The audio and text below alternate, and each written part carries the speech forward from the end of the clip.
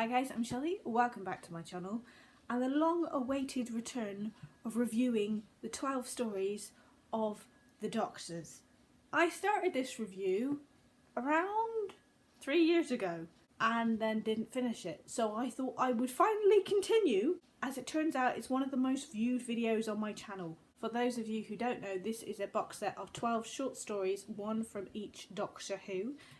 They would come in these tiny little books which are so gorgeous, and they also came with 12 postcards of the costumes of each Doctor. So I'm starting with Doctor number 1, this time Willy Hartnell. This story is told by Jon Pertwee. I hope his name is Jon Pertwee. It's E-O-I-N.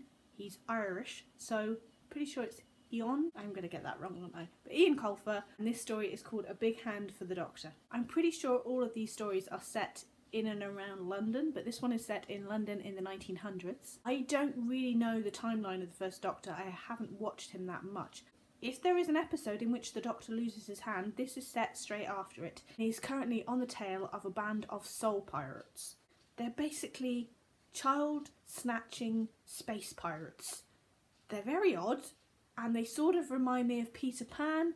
Then they've got a bit of the BFG thrown into them. His granddaughter Susan has been caught by them, and he has to go and save her and save all the little children and everything be wonderful.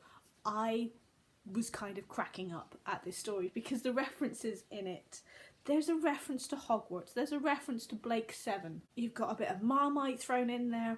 All of the things are just wrapped up inside the Doctor's head. I mean, how does Hogwarts get inside the first Doctor's head? I don't know, but he has the knowledge of that. He also has a moment where he's really annoyed with buttons because he only has one hand and he doesn't know why humans use buttons when Velcro exists. The fact that in the 1900s Velcro didn't exist, but we're going with it. The references were all over the place in this one and it was sort of brilliant. Then we move on to the second Doctor, Patrick Troughton, and this story is The Nameless City and it is by Michael Scott. Again, based in London, this time in 1968. This follows the Doctor and his companion Jamie. They have broken down in the middle of London. The TARDIS is going nowhere, and a sneaky professor has noticed this and has got his eye on them. The professor gives Jamie a book that is linked to a very, very old species called the Archon, and this book basically leads Jamie and the Doctor to their doom. Or to another planet where there's a lot of dark glass. I don't want to give it away.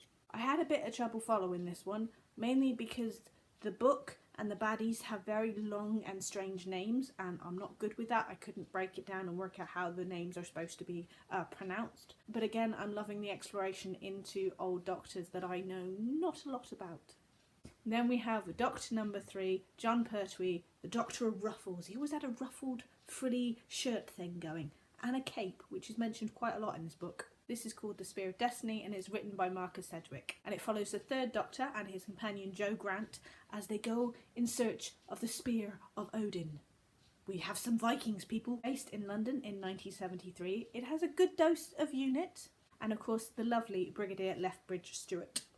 You gotta love any story that involves him. After a museum break-in goes slightly wrong, they travel back in time to retrieve said spear, but someone rather masterful might be waiting for them and has set a sort of trap.